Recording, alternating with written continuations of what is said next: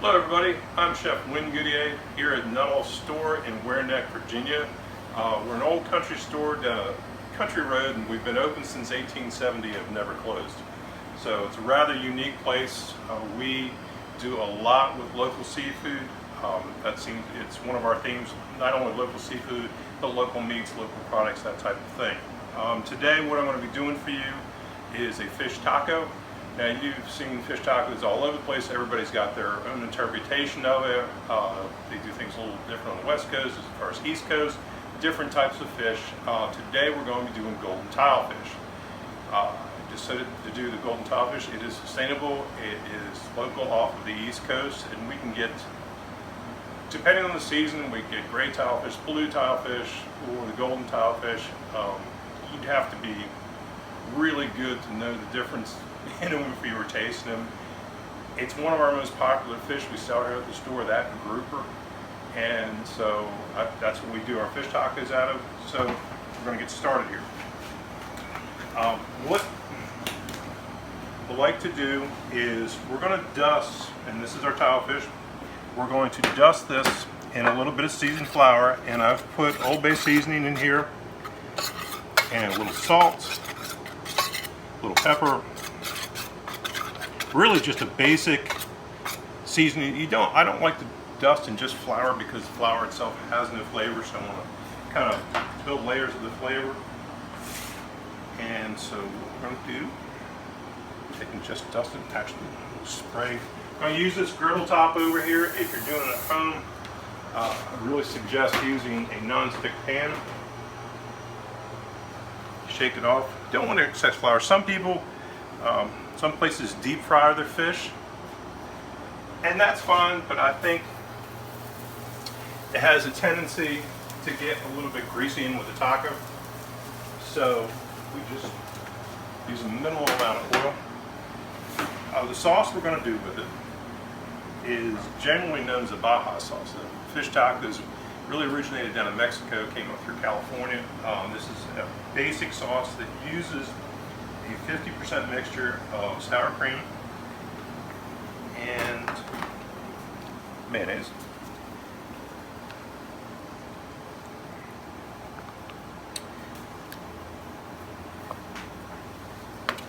And then we're going to add to that a little bit of salt, a little bit of Old Bay, which for those of you out of the Virginia, Maryland, Chesapeake Bay area, just a seafood seasoning that is well known in this area. I'm going to use a little dried cilantro in this. Ideally, when you're in the season, summer season, you want to use a fresh cilantro, and I wouldn't put it in the sauce. I would take and chop it up and put it on top of the fish, along with, we're using a cabbage slaw to go with it. What you can also do too when it's in season is a Napa cabbage slaw, which is a little bit lighter and gives it a really nice crunch and consistency. Now I'm going to use, I've got chipotle powder to give it a little heat, but you could very easily put very finely diced jalapenos in it for a little bit of heat. I'm also going to use a little bit of salt. I'm also going to use some white pepper. Now the reason I use white pepper in any kind of white sauce that I do, for the reason of you can't see it. As where black pepper, you see little specks in it, and it might look like you have dirt in it, which is not the case. But any type of cream sauce, anything that's white, I use white pepper in. Okay, now as far as cooking your fish, everybody says, how long do you cook fish? The easiest way to do it is if you look on your fish, you know it's kind of translucent a little bit as you're starting to cook it. What you're looking for is for it to turn white. And one of the big mistakes that people make when they are cooking seafood is they overcook it. You all have had rubbery shrimp, rubbery scallops, fish that's kind of dry, and that should not be the case. So there is a tendency to overcook. So what you want to do is cook it till it's about halfway, and flip it over. It's that nice little golden brown, and that's what dredging in the flour does. It gives you a little crispness on the fish. And you can see up here it's white, down here still translucent, so we're going to let that go a little bit. Oh, one of the things I forgot to say is I always put a little bit of lime juice in this sauce, just to give it a little bit more flavor.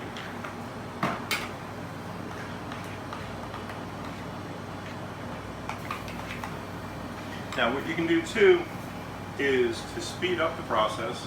We do a lot because we can have 5, 6, 7 things on the grill, so you need to speed it up a little bit. Just put a cover. If you're cooking a pan, take another pan, turn it upside down on top. That traps the heat. Even if we do it all the time for burgers, because burgers take a while to cook. This way, it speeds up the process. I was talking about before that we here at the store we use a lot of locally sourced products. In the wintertime, I use oysters from the Rappahannock River, which is just north of us. And the oysters come from a family that oysters, the father and the son both have work boats. They go out and get the oysters. Mom shucks and mom delivers. They are the absolute prettiest shucked oysters I've ever seen anywhere. Their attention to detail is incredible. Their product is incredible, and it's extremely local. We're buying direct from the producer, which really is, to me, when you're dealing with people that have that kind of passion for what they do, it's just a cool thing. Crab meat. You can get crab meat any time of year, but is it domestic crab meat? Is it local crab meat? Before I went to culinary school, I worked on the water, crab and tongue for oysters. I'm very passionate about Chesapeake Bay and local crab meat. And for me, local could be Maryland, Virginia, even North Carolina. But the flavor you get from that, I think, is just absolutely excellent. And we don't sell crab meat unless it's local. We're at a period of time now in the spring where they're starting to catch crab, and as with a lot of things, seafood, when it comes in season, is incredibly expensive to start with, and sometimes supply is a little questionable. So I'm going to wait a couple more weeks before we start making our crab cakes, and we sell probably 100 crab cakes a week through the store, and it's extremely popular. But I will not buy anything but local crab meat, just because of my origins, with working on the water, with seeing the product, the flavor of it. The other stuff may look like crab meat, but it doesn't have the flavor. So I'll wait until then, which some of our customers are like, when are you going to get it? So just hold on and have some patience for it, because in the end, it's worthwhile. Same thing when we get shrimp. We get it from fresh North Carolina shrimp, and you can taste the difference. I know a lot of you have had seafood that depends on me.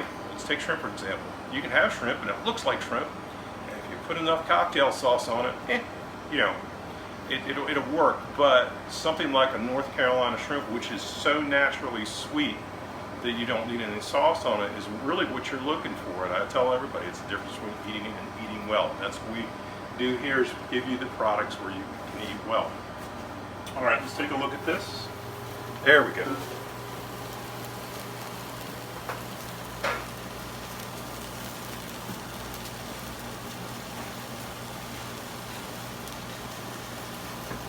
Now, what I'm also going to do, your tortillas, flour tortillas, don't just pull them out of the pack. Give them a little color, give them a little flavor. You heat them up. They give you got a lot more depth of flavor. And it also kind of helps when you put the sauce on it. You want to soak it in, have a sloppy mess basically. So we're going to do those just for a little bit on both sides. Again, what I would do if you're going to do this at home, however many tortillas you need, do them in that non-stick pan before you do the shrimp, or sorry, the fish, and just set them off to the side so you have them, keep them warm, put a towel over them. Because none of this takes a long time. You can see how we got nice color in that.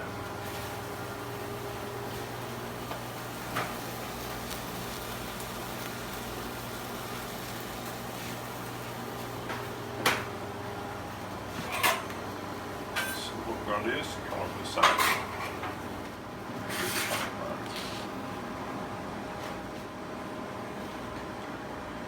Now, the reason why I put the flour on it is to give it crispness, but you also see the color. Slow cook the fish, it's going to be white. This By browning the outside, you get a little bit more depth of flavor, and people eat with their eyes. So we're just going to put a little bit. Right now I'm just using slaw, like I said. In the summertime, when you can get fresh cilantro, I would actually do like a Napa cabbage and then some fresh cilantro in it. Or put a sauce. I give it another little squeeze of lime, and that brightens the flavor. I'm a chef. I'm going to talk about wine at some point. Okay, do a little bit of this Baja sauce on it, and it does not need much. Okay, fold it over.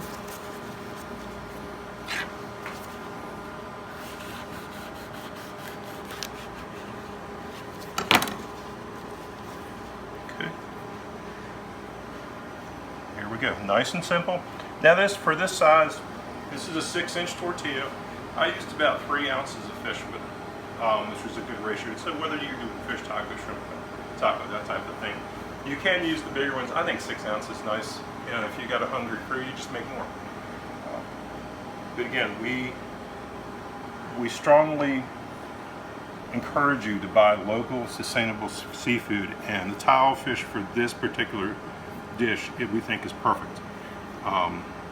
There are other fish that I've seen people use. You got to think about it. You want it nice and firm. Some fish, when you cook it, like a flounder, I think it's too soft. Flounder's a wonderful fish, and we saw a lot of it here, and there's great things you can do with it. But a taco, not so much. You need something that's a little bit more firm. So things like, you know, the tilefish, grouper, even rockfish, that type of thing would be just about perfect. So anyway, thanks for visiting us here at Nuttall store, and we hope to see you soon.